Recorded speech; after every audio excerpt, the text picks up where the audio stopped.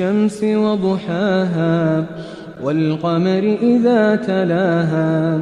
والنهار إذا جلاها والليل إذا يغشاها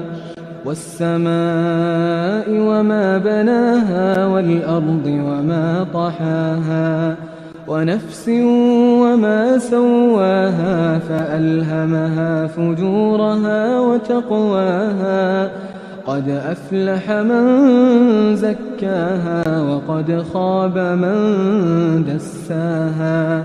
كذبت ثمود بطغواها إذ انبعث أشقاها فقال لهم رسول الله ناقة الله وسقياها فكذبوه فعقروها فدمدم عليهم ربهم بذنبهم